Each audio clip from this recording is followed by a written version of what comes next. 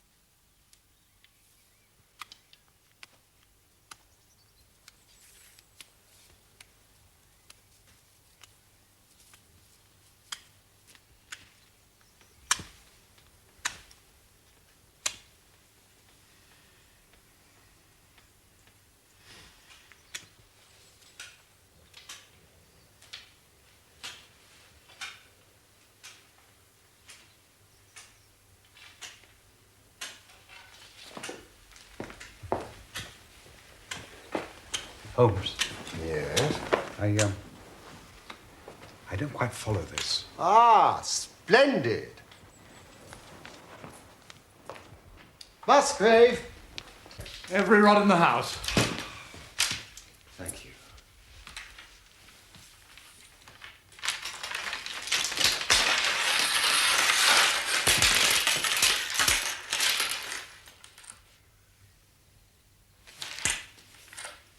Measuring stick, please, Watson.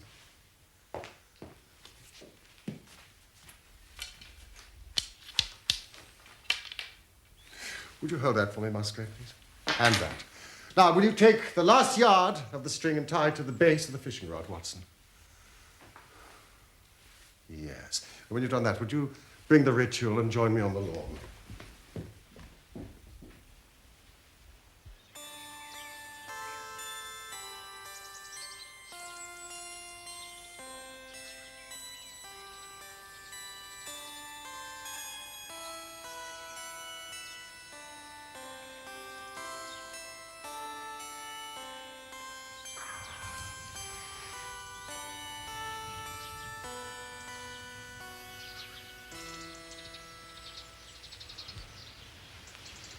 Would you measure that shadow, please, Watson?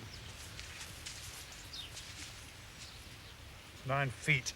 So the calculation is now a simple one. If a fishing rod of 6 feet throws a shadow of 9 feet, then a tree of 64 feet would throw one of...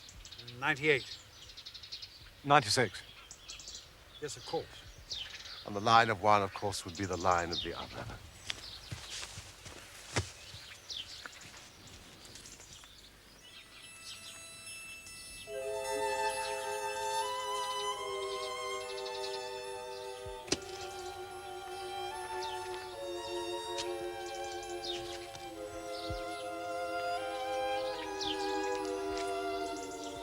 Watson, look! 2 inches from mine.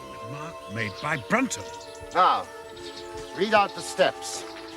West 8 by 8.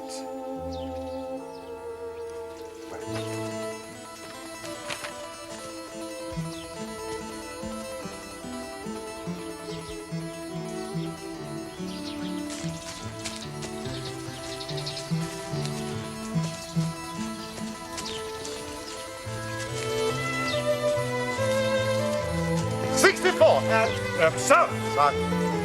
7 by 7.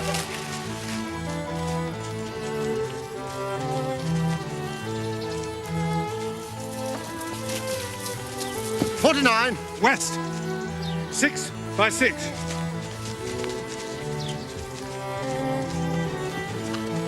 36 and... South 5 by 5.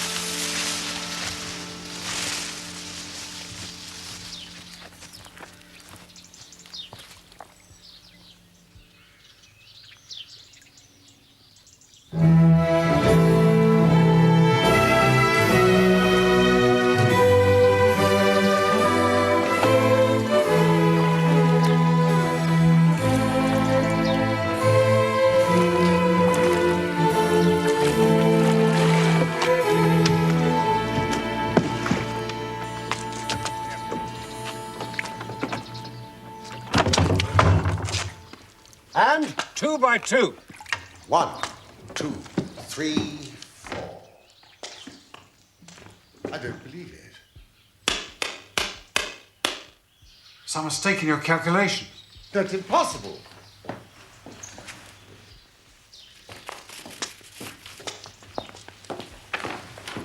Brunton hasn't been here. 2 by 2 and so under. These stones haven't been moved in many a long year. And under.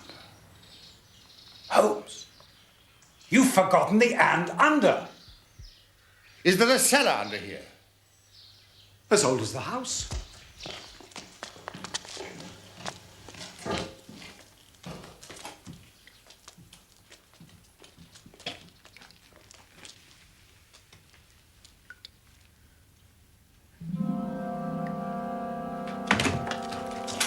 Used to be wood all over the floor, darling. That's Brunton's muffler. I'd swear to it. Watson!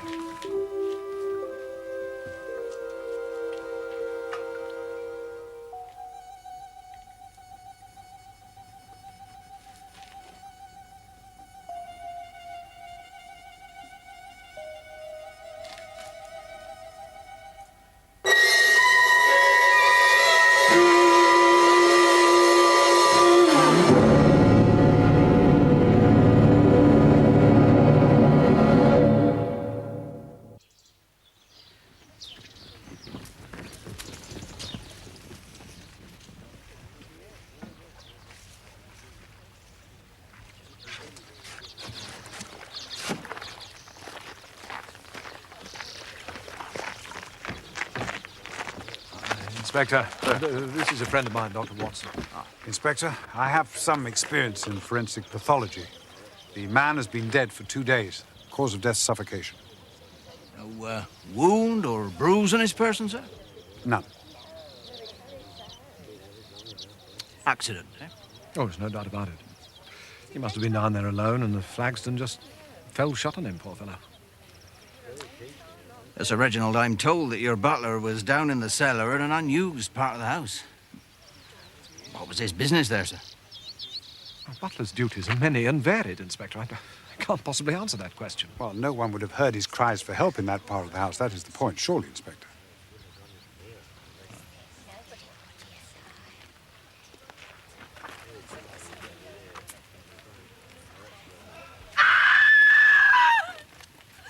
Alice. Rachel! She done it! She killed him! That's why she ran away! Tregallis! Rachel? It's nothing. The servants are naturally upset. Well, who is this Rachel? One of my housemaids. She was engaged to Brunton. Do please cover him up. When he disappeared, she became ill and left. Well, I shall want to see her. I shall want to see that young woman also. Sergeant? All right, take this. Doctor, please.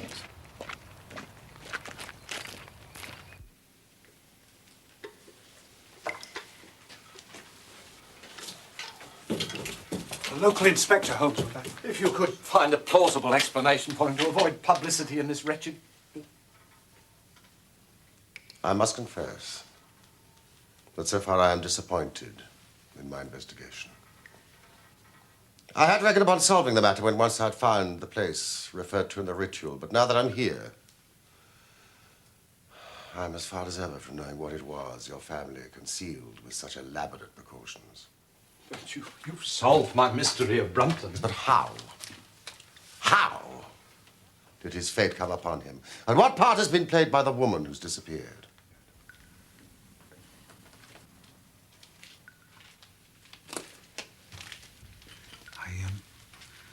I should explain Holmes' methods in such cases. He puts himself in the man's place, having first gauged his intelligence. Then he tries to imagine how he himself would have proceeded in similar circumstances. In this case, Brunton's intelligence is first rate.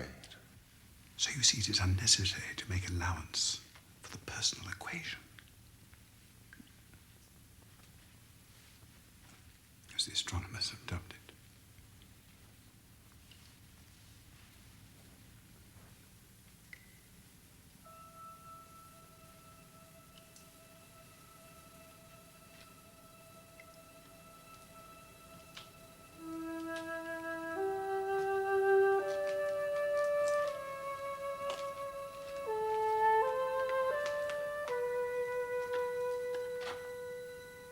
He knows something is concealed.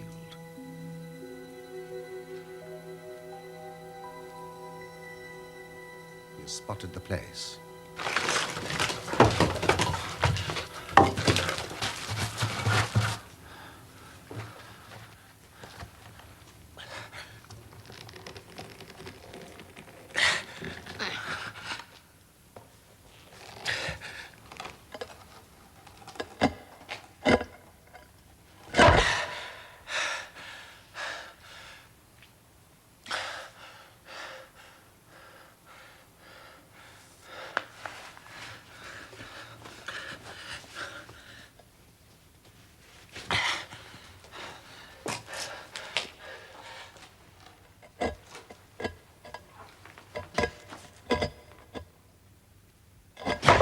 He's found the stone is too heavy for a man to move unaided.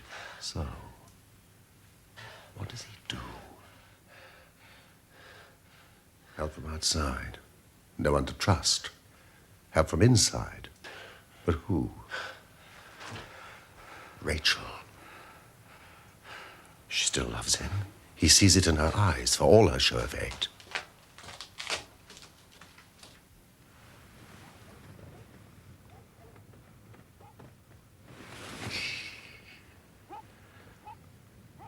I'm here to say I'm sorry, my love.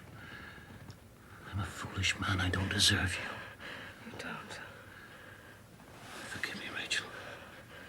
Why? There's no one else for me. No, never has been, you know that. As this house, it eats into your soul. Let me take you away from here. We'll start afresh. Your promises. Oh, Richard, you make them so freely. You've never loved me. Oh, you're wrong.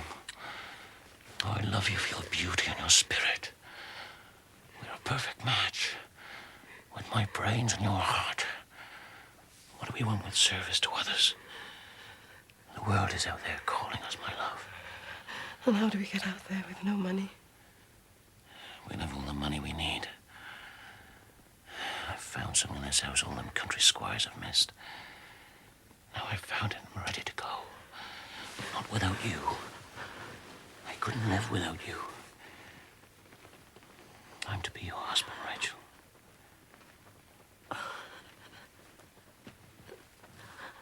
What money?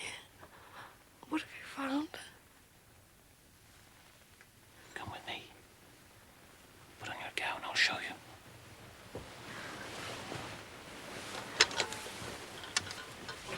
Softly now.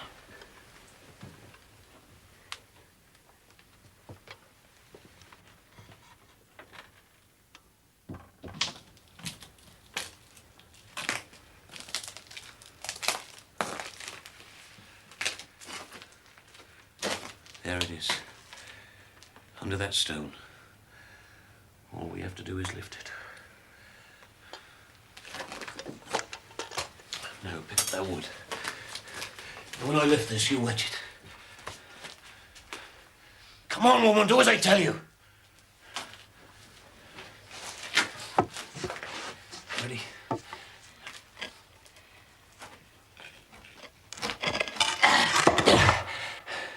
And another one.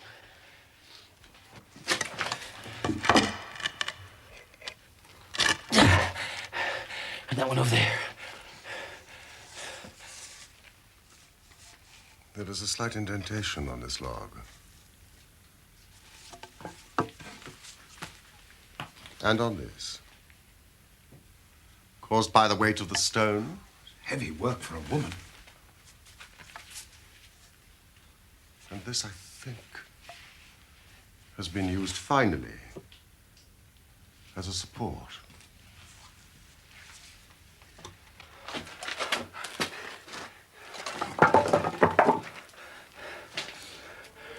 There's our treasure. That box has lain there for 2 centuries or more. You're going to steal it? How can you steal what nobody knows exists? Well, how did you know then? Brains, my girl. History and mathematics. Here, hold the light for me.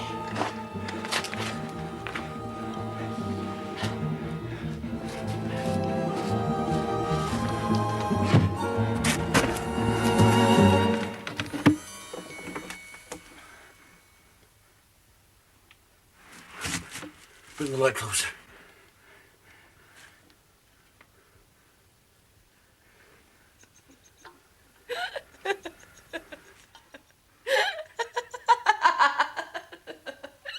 Make our fortune. Oh, yes, that's a fine promise. Quiet. There must be some value in it. Clever are you? Oh, pride more like. Oh, better than your masters. Quiet, woman. I know your cleverness.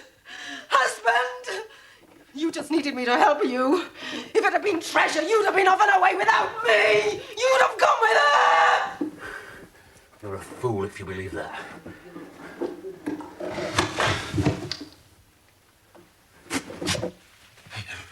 Take this. Now help me out of here. Rachel. Rachel! My love, get help. I can't breathe. Get Mr. Holmes. Quickly. Please, my love. Rachel! Oh, God. Help me! Rachel! Rachel! Help! Rachel!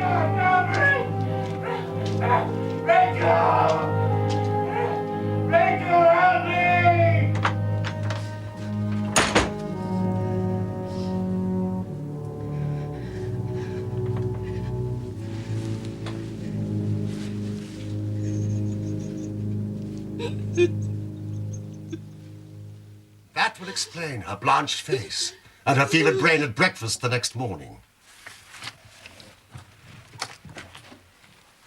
Nothing but fungi. But what was in the box, Holmes?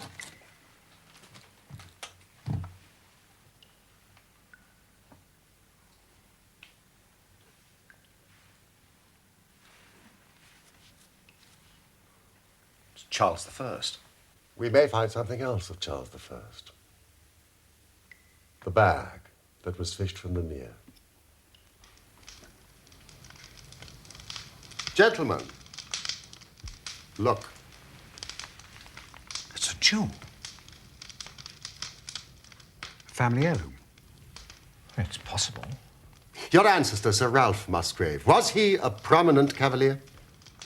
Oh, yes, indeed, yes. He was close to Charles II in his wanderings during the Commonwealth. Then I think that should give us the last link that we wanted.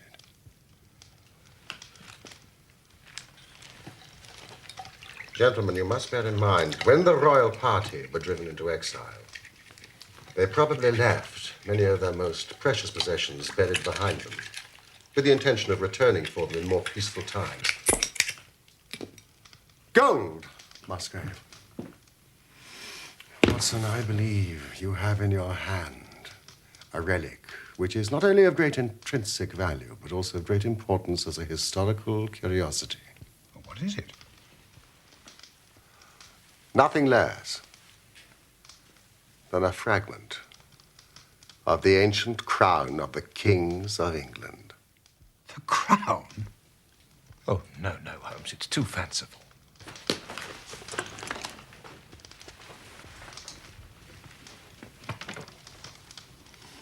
Now consider the ritual. How does it run?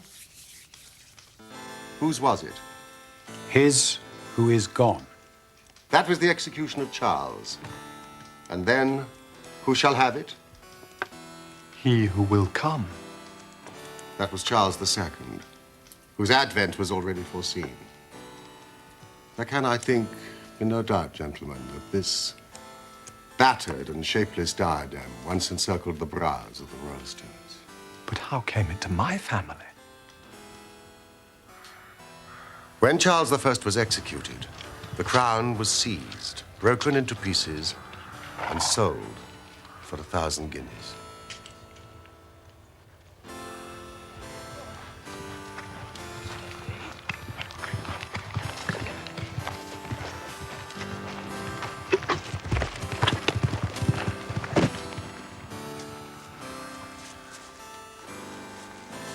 Since then, there has been no trace of it. Until now. But why did Charles not get it back on his return? That is a question which may never be answered. When your ancestor died, by some oversight, he left this guide to his descendant without ever explaining the meaning of it. Father to son. Until at last, it came within reach of a man who tore its secret out of it and lost his life in the venture. Rachel?